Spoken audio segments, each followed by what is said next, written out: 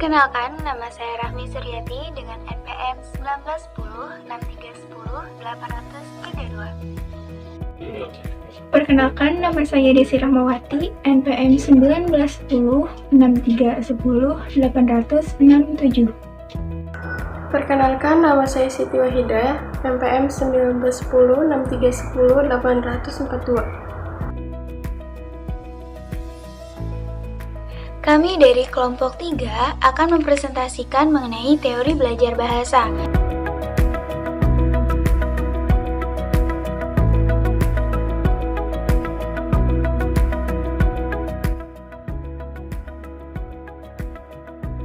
Proses belajar bahasa. Kita sering belajar berbahasa di sekolah, melakukan kesalahan berbahasa, bahkan ketika diuji dan dinilai, ada yang tidak lulus. Hal ini terjadi bukan hanya saja mempelajari bahasa kedua atau bahasa asing, tetapi juga ketika mereka mempelajari bahasa pertama, yaitu bahasa Indonesia.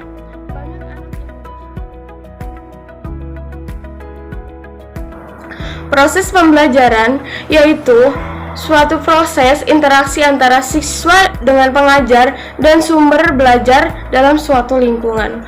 Pembelajaran merupakan bentuk bantuan yang diberi pengajar supaya bisa terjadi proses pendapatan ilmu dan pengetahuan, penguasaan kemahiran, serta tabiat, pembentukan sikap dan kepercayaan pada murid. Pemrolehan bahasa adalah suatu proses atau cara untuk memperoleh sebuah lambang bunyi yang digunakan untuk berinteraksi.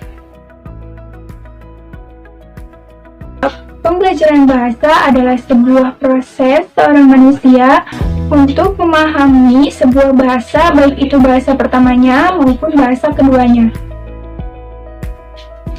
Ellis menyebutkan terdapat dua tipe pembelajaran bahasa. Yang pertama ada tipe naturalistik, yang kedua ada tipe formal.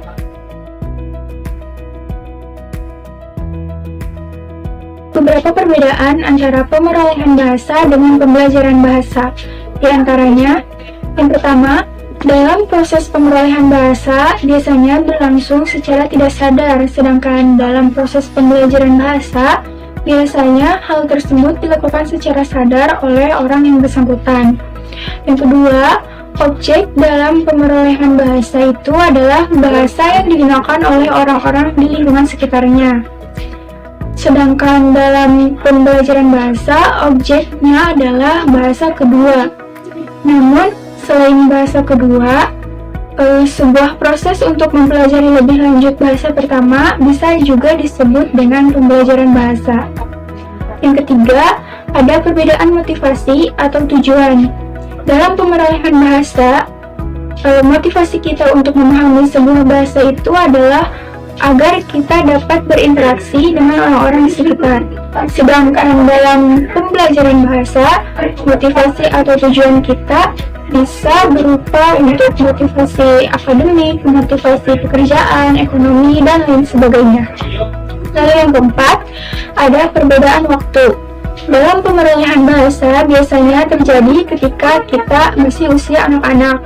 Sedangkan dalam pembelajaran bahasa, waktunya bisa berlangsung kapan saja. Selanjutnya yang kelima, pembelajaran bahasa adalah proses yang terjadi setelah pemerolehan bahasa. Jadi, kita memperoleh bahasa terlebih dahulu, baru kemudian kita dapat mempelajari bahasa baru atau memperdalam bahasa yang sudah kita kuasai. Lalu yang keenam, ada pemerolehan bahasa lebih dominan makna proses mengetahui. Sedangkan dalam pembelajaran bahasa, kita lebih ke proses makna memahami setelah mengetahui.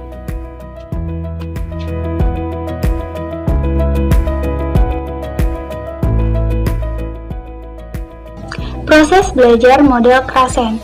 Penelitian Krasen pada tahun 1976 terhadap proses penguasaan bahasa kedua atau bahasa asing orang dewasa menyimpulkan bahwa proses penguasaan bahasa anak kecil berbeda dengan penguasaan bahasa orang dewasa. Krasen mengemukakan 5 teori penting yang selanjutnya dijadikan dasar oleh penelitian lain, yaitu yang pertama ada hipotesis pemerolehan dan belajar bahasa. Menurut Krasen, orang dewasa memiliki dua sistem independen untuk menguasai bahasa kedua, yaitu sistem pemerolehan dan sistem belajar. Menurut Krasen, pemerolehan adalah proses penguasaan bahasa kedua secara bawah sadar. Dengan demikian, pemerolehan bahasa berlangsung secara alamiah tanpa kondisi manipulatif. Di sisi lain, sistem belajar dimaknai sebagai suatu proses pemilihan kaidah-kaidah bahasa kedua secara sadar, rasional, kognitif, dan berlangsung di lingkungan yang formal. Yang kedua, ada hipotesis urutan alamiah. Menurut Krasen, hipotesis ini mengacu pada urutan-urutan penguasaan struktur gramatikal yang berlaku universal dan tidak berkorelasi dengan kesederhanaan bentuk. Kemudian yang ketiga, ada hipotesis monitor. Monitor merupakan proses penyuntingan, perbaikan, dan pengoreksian wacana baik sebelum maupun sesudah wacana itu dituturkan.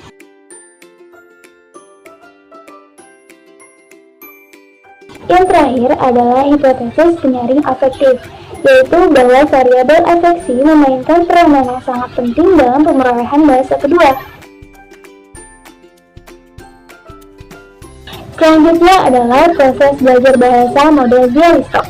Proses belajar bahasa model Bialystok ini pada tahun 1978 diorganisasikan dalam 3 tataran, yaitu tataran input, yang kedua adalah tataran knowledge, dan yang ketiga adalah tataran output bahasa.